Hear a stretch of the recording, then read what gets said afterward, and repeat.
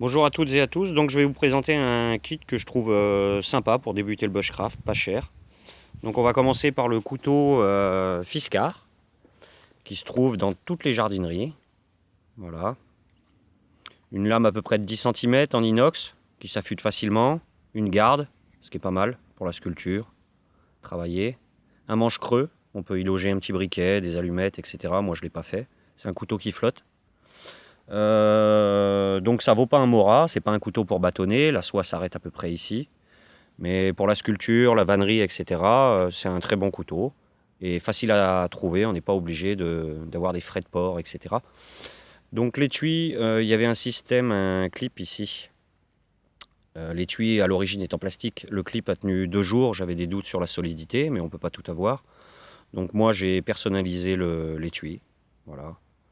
De la croûte de cuir, de la fourrure de ragondin et du cuir gras, je ne sais pas si vous voyez bien.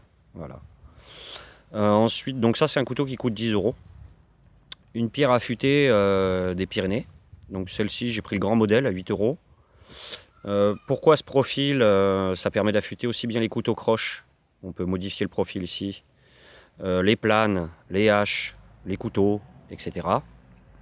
Donc 8 euros, c'est une pierre à eau. Ensuite, le Fire Steel Decathlon, qui coûte 8 euros.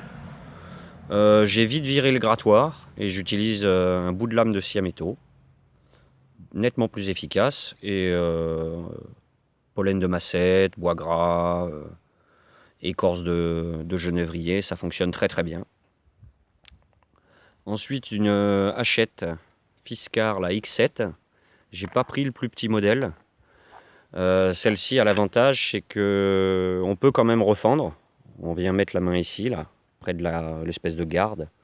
Ou alors pour la sculpture, je m'en sers pour tout. On vient mettre la main près du fer. Elle est facile à affûter.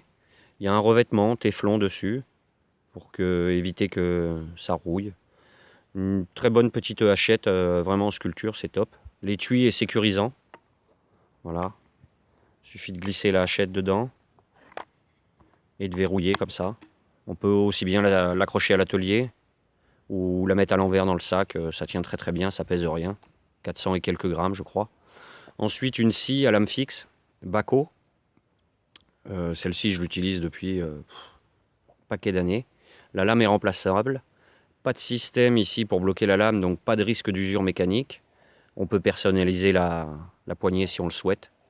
L'étui, c'est juste une petite barrette qui est vendue avec en plastoc. Je l'ai vite viré, j'ai fait un étui en cuir. Voilà.